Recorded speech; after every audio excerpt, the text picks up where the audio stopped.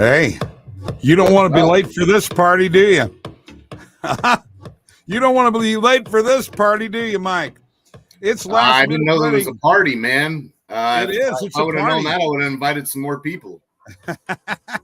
It's last minute betting with the Sports Nuts. Bob, that's me, and Mike. Oh yeah, I had to bring that one out, Mike. Yeah, that's one of them dance tunes that I wrote, EDM stuff. Nice. All right, let's get down to the nitty gritty. All right. It has happened. It has happened. Major League Baseball got their act together. They came to an agreement with the CBA, the collective bargaining agreement. And there are a lot of great details in here, Mike. And I'm just going to, just give you a little overview of what has happened. Okay. We know that they are expanding the 12-team postseason format. So that's an extra wild card, right? So 3 division winners, 3 wild cards, right? On top of that, there's going to be a pitch clock too. That's going to happen. And the players are the ones that actually wanted that. I don't know whether you knew that or not. Okay. The introduction of a universal designated hitter. There's a new pre-arbitration bonus pool to reward the top young players in the game, right? That is huge. Is it not? That is huge. And once again, you're seeing expansion of the playoffs and adding more teams. That's going to be great for betting. That's going to be great for teams in general that now are able to sneak in there at the tail end that normally wouldn't have. And the pitch clock is great. That there's been talks about that needing to happen for a long time, and it's been a long time coming. And it will speed things up. It will get the flow of baseball to become more watchable, not only live, but on television as well, where I think that Major League Baseball really lacks behind the NBA and NFL, and that is the TV ratings. And I think this is a good way to nip some of that in the behind and hopefully give some better quality baseball, Bob, because let's be honest, some of the quality of baseball we've seen over the last few seasons, it's not been great. No, I agree with you 100%. All right, so this is what's happening, Mike. Here's what's happening. There's a Madden game happening behind me. Yeah, I know. My grandson's back there playing. Here's what's happening, Mike. There's going to be the widest ranging draft lottery in pro sports. Have no idea what that is going to be completely. There's going to be a system to prevent the alleged service time manipulation and limits on the number of times a player can be optioned in a season to address concerns regarding roster churn. You know what they're trying to do. They're trying to keep teams from tanking. It's time to get that over with. You added another wild card team. That's going to make it even more competitive. More teams are going to be involved in that last month of the season. More fans are going to be involved. It's going to be great for the game. Here's a question I have for you, Mike. Mm-hmm. Early on in the season, since the pitchers and catchers didn't report in February, do you think during the first month of the season that we're going to have more runs scored? I can foresee that happening. And also what I am going to point out that you didn't touch on that's going to happen really soon, we're going to see free agency go just balls to the wall here very soon, Bob. You're going to see a lot of moves being made now and immediately. And there's some big names out there, Freddie Freeman, Carlos Correa in particular, that there's a lot of question marks on where they're going to go, and teams are going to be jumping on that immediately now. Trevor Story. Let's not forget Trevor Story. He's out there absolutely. Too. Sure. Yes. Absolutely. And also, the games that were lost, because we're actually starting about a week later. We're starting on April 7th. Those games will be played in doubleheader format. They're going to make up those games. Going to have a complete 162 game season. Those doubleheaders were done with the Little League 7-inning games, guys. We're back to 9-inning games, and also extra innings. We're not starting with that guy at second base anymore. Thank goodness. That was the dumbest thing you could have ever Here's done. what I think ultimately will happen, Bob, with the new rules and things like the pitch clock that they're putting in place. It's going to speed up the game enough where I think it's going to favor offense. So you were talking about seeing a lot of offense early. That's going to be good for the game of baseball if that happens. There's one thing that is very watchable in all of sports, Bob, a fast pace and a lot of scoring. And people like that in all sports. So that is one thing that I think that Major League Baseball can capitalize on, especially early in the season now, where, as you said, yes, there will probably be a lot of runs scored early, and that is playing in the favor of TV ratings and becoming more watchable. I would like to thank the guys who preceded us on here, Sweat the Bet, Matt and Parlay Doc. We appreciate the intro. We're having a great time with you. I'd also like to remind you all that there are links below that you click on for the books in your state, and you need to be in all of the books or as many as possible to get the best odds. And Mike, we're going to go ahead and talk about a few of those odds right now as we do a little screen sharing here. And we get hey, to Bob, real quick, since we're going on to that, I want to tell you a play. Since you're sharing your screen, let me tell you one that I found a little bit ago that I already bet. We got Tomas Hertl over a half a point tonight in the LA San Jose game. That game's at San Jose, plus 100 on Caesars, DraftKings, and FanDuel. What do you say, Bob? Book it? Oh, book it. I say book it. So here we are. We're at the Positive EV page, and we've got live stuff happening too, folks. One of the things that we've done here, sometimes I turn the player props on, sometimes I turn them off. It depends on what I'm looking for, okay? You can catch in the NHL a lot of, is the guy going to get an assist or a goal, meaning over 0.5 points or under 0.5 points, okay? Here's one here. Dougie Hamilton. Under is plus 104. Dougie might get shut out tonight. You know, he had a couple of goals the other day. Is he on a hot streak or is he getting ready to cool off? You have to make that decision. I'm actually thinking about going ahead and adding that to my bet tracker at the under right now. I'm going to put 20 on this, add it to my bet tracker, and show you what the bet tracker does, folks. It's 100% free, number one, okay? So here you'll be able to see as soon as I refresh the page here very quickly that I just added that to my bet tracker. I bet 20, potential payout is $40.80. It's pending. Now here's one that I did bet earlier.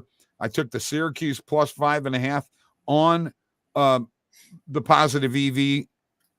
It didn't hit, but I also have a couple other ones. Vincent Trocheck over 0.5 points. Mike, what do you think about that one?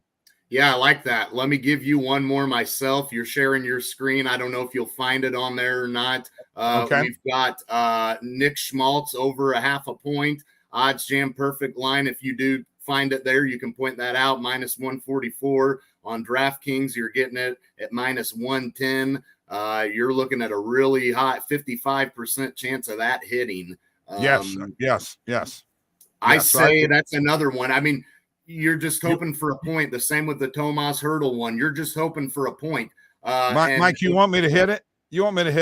Yeah, I've already, but go ahead. Yeah, I would. All right. I'm going to add it right now.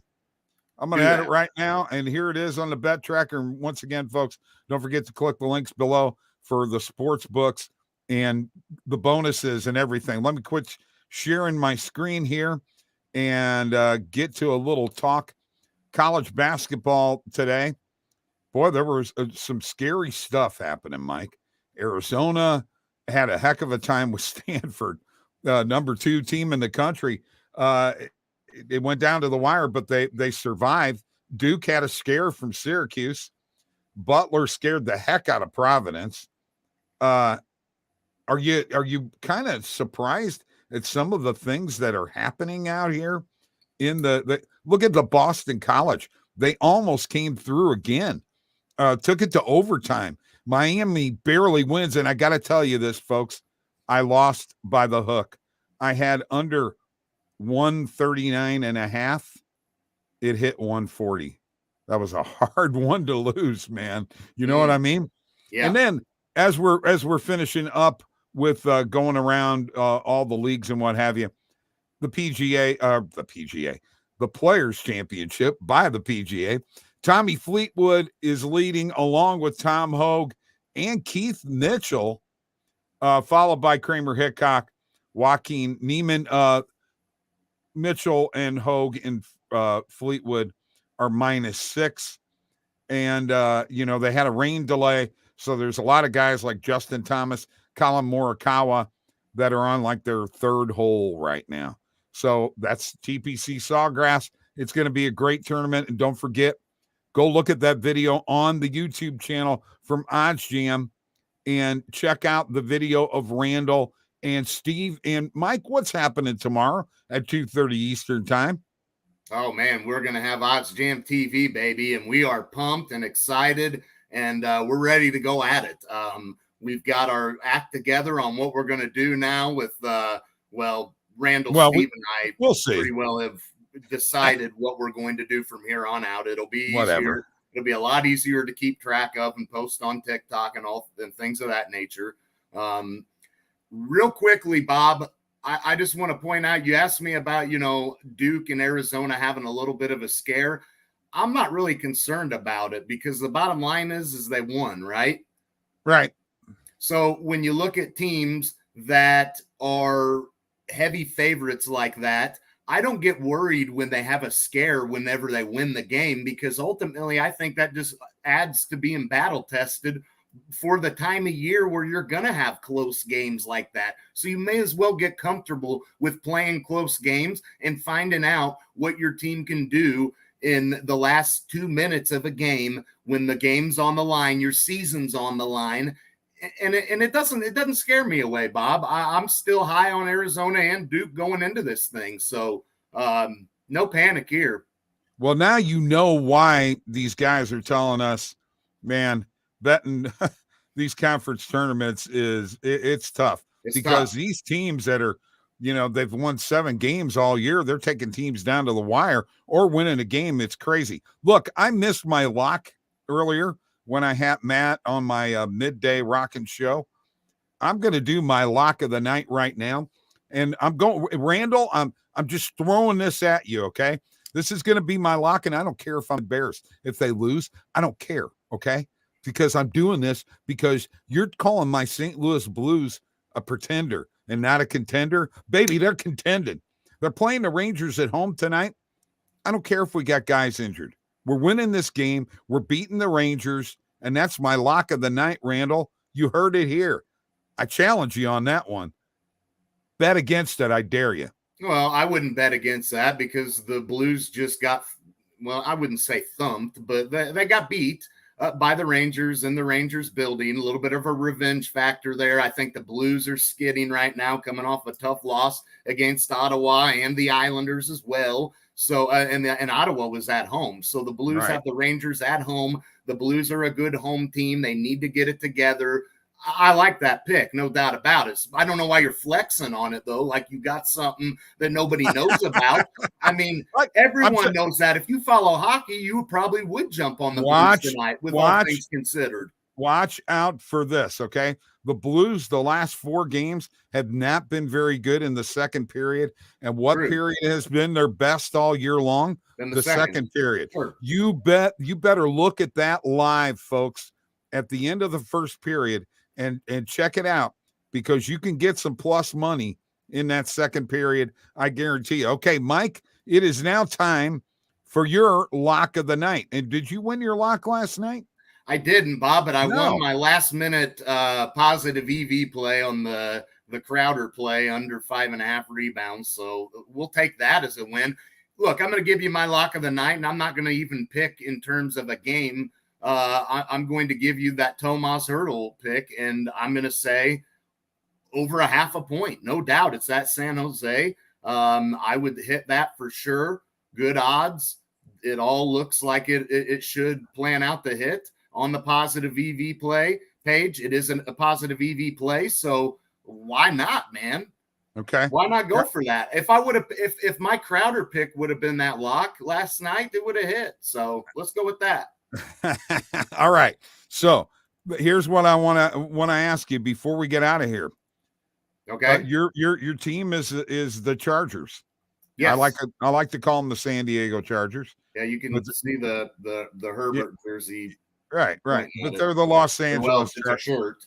Los Angeles Chargers now. LA doesn't deserve to have two teams. But Khalil Mack is going to the Chargers. Yes. You pair him with Bosa. Does Patrick Mahomes need to worry? And does Russell Wilson need to worry? The guys before us were talking about the Broncos being a Super Bowl contender. You better watch out for the Chargers, boys. Well, no doubt about it. Now that looks on paper, once again, on paper, that looks like a magnificent move. You give up a second rounder, a couple of 6 rounders or whatever for him. I don't know all the details of what they gave up, but no first rounders. So you certainly, in my opinion, win the trade there. You assume that Khalil Mack is going to be healthy, and a healthy Khalil Mack and a healthy Joey Bosa is a nightmare. And that is a division that Khalil Mack has feasted on before. And I've seen it firsthand when he was with the Raiders. He used to get to Phillip Rivers an awful lot, and he was a nightmare. The key is going to be health. If he's healthy, there's no doubt. Now, the Chargers still have question marks in their secondary and the safety position. They still need to find a run stopper. But when you look at getting after the quarterback, look, the Chargers are used to chasing around Lamar Jackson, Josh Allen, Patrick Mahomes all year long. So Russell Wilson is not going to necessarily be anything they've never seen. So I don't know that that's going – I think this move for the Chargers is a very, very – it's addressing a need, and it's addressing something that is very important, and that is getting pressure on the quarterback. Let me tell you something, folks, right now, okay? Russell Wilson is very gettable. He's very sackable, and he's getting more sackable the older that he gets. All right, so check it out. Tomorrow's OddsJam TV at 2:30. I'm on with my morning show at 8 o'clock Central Time, 9 o'clock Eastern Time. I got the midday show, the Rockin' Midday Show at 1:30 Eastern, 12:30 Central, and then Mike and I will be back at the same time tomorrow, 6:30 Eastern, 5:30 Central. We really enjoyed doing this show. Hope you guys enjoy it. Don't forget to like and comment. We welcome all comments. All comments. Yes, good and bad. Hey, rip us apart if you feel the need to. I mean, if you think that I'm crazy for thinking my team's, got a legit shot with Khalil Mack, let me know. Hey, Khalil Mack, he's injury prone. He ain't going to be suiting up enough for your team to be Super Bowl bound. Hey, let's get it. Let's get it because I'm used to it. Check us out on Twitter also. There's our handles, and we don't mind. You can DM us. It's cool. We will see you tomorrow. Remember, this is a Monday through Friday show. We're enjoying the heck out of it. Y'all have a great night. Peace.